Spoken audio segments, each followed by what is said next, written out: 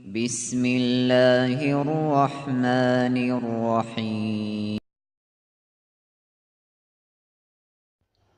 அஸ்ஸலாமு அலைக்கும் வரஹ்மத்துல்லாஹி வபரகாத்துஹு.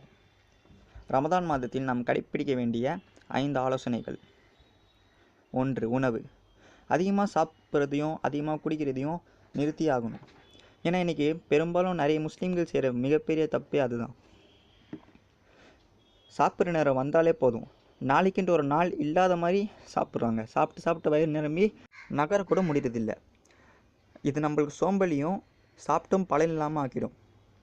எப்போவுமே ஞாபகம் வச்சுக்கோங்க, ரமதான்னாலே மனசை கட்டுப்படுத்துறதை தவிர நம்ம விருப்பம் போல் வாழ்கிறதில்லை. அதனால் நம்ம முஹம்மது ஸல்லல்லாஹு அலைஹி வஸல்லமுடைய சுன்னத்தை கடைப்பிடிக்கணும். நம்மளோட வயிற்றை 3ஆக பிரித்து, 1 தண்ணீருக்கும், 1 மூச்சுடவும், 1 சாப்பிட்றதுக்கும் யூஸ் பண்ணிக்கணும் இன்ஷா அல்லாஹ். 2வது தர்மம். அதிகமாக தர்மம் செய்யுங்க, தினம் தர்மம் செய்யுங்க. முஹம்மது ஸல்லல்லாஹு அலைஹி வஸல்லம் தாராள மனசுடையவர். குறிப்பாக ரமதான் மாதத்தில் அதிகமாக தர்மம் செய்யக்கூடியவர். இந்த மாதத்தில் நம்ம செய்யக்கூடிய தர்மம் நம்மளுக்கு அதிகமான நன்மையை பெற்று தரும். உங்களுக்கு ஒரு முக்கியமான அறிவுரை என்னென்னா, தினமும் ஒரு சின்ன தொகையை தர்மம் பண்ணுங்கள், சதகா பண்ணுங்கள். அது உங்களுக்கு அதிகமான நன்மையை பெற்றுத்தரும்.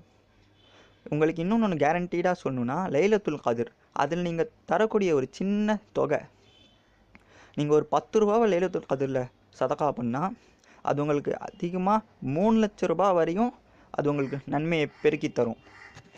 சுபஹான் அல்லாஹ். அதை தவிர விட்டுறாதீங்க. 3வது அஸ்ஸலா, தொழுகை. 5 வேளையும் தொழுகுங்க. நீங்கள் ரமதான் மாதத்தில் பார்த்தீங்கன்னா மஸ்ஜிதுகள் நிரம்பி வழியும், ஆனால் தராவில்லை. அல்ஹம்துலில்லாஹ். ஆனால் நீங்கள் 5 வேளையை பார்த்தீங்கன்னா தரவியை கம்பேர் பண்ணால் இதில் கொஞ்சம் கம்மியாக இருக்கும். ஏன்னா இன்றைக்கி மக்கள் மத்தியில் ஒரு பெரிய குழப்பம் இருக்குது. ஃபர்து, அது அல்லாஹ் கட்டாயமாக்கப்பட்ட ஒரு தொழுகை, ஆனால் அதை சுன்னத்தான தராவிக்கு கீழே வைக்கிறாங்க.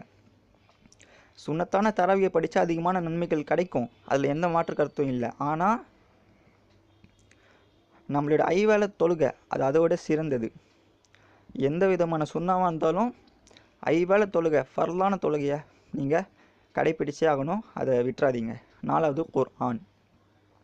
பொதுவாகவே இந்த மாதத்தில் எல்லாரும் குர்ஆன் படிப்பாங்க. பொதுவாகவே நிறைய முஸ்லீம்கள் குர்ஆன் எப்படியாவது முடிச்சாகணும் அப்படின்ட்டு சில பேர் 2 படிப்பாங்க, இல்லை 3 வாட்டி படிப்பாங்க, இல்லை ஈவன் 5 வாட்டி கூட படிப்பாங்க. சுபஹானல்லாஹ். ஒரு வேகமாக நடக்கிற போட்டி மாதிரி போட்டி போட்டு படிப்பாங்க. ஆனால் எந்த விதமான புரிதலும் சிந்தனையும் இருக்காது. அப்படி இருந்தும் அதிகமான நன்மைகள் கிடைக்கும். ஆனால் குர்ஆனுடைய ஆயத்துக்களை புரிஞ்சு படித்தா இன்னும் அதிகமான நன்மையை கிடைக்கும். அதை நம்ம புரிஞ்சுக்கணும். ஏன்னா குர்ஆனுடைய நோக்கமே மனித இனத்திற்கு ஒரு வழிகாட்டியாக இருக்கிறது தான். நம்மளால் எப்படி வழிகாட்டுதலை பெற முடியும்? நமக்கு தான் அதை புரிஞ்சு படிக்கிற நேரமே கிடைக்கலையே. அதனால் இம்மாதத்தை நம்ம குர்ஆனோட இணைந்து இருக்கிற ஒரு மாதமாக ஆக்கணும். 5வது தக்வா. தக்வா என்றால் என்ன? இறைவனை உணர்வது. குர்ஆன் நம்பிக்கையாளர்களுக்கு நோன்பை பற்றி பரிந்துரைக்கக்கூடிய வசனங்கள். நம்பிக்கையாளர்களே, நோன்பு உங்களுக்கு இறக்கப்பட்டுள்ளது, உங்களுக்கு முந்தி உள்ளவர்களுக்கு இறக்கப்பட்டதைப் போல். எனவே நோன்பின் நோக்கமும் விளைவும் என்ன? தக்வாவை அடைந்து கொள்ளுதல். அதுவே நோன்புடைய நோக்கமும் விளைவும் ஆகும்.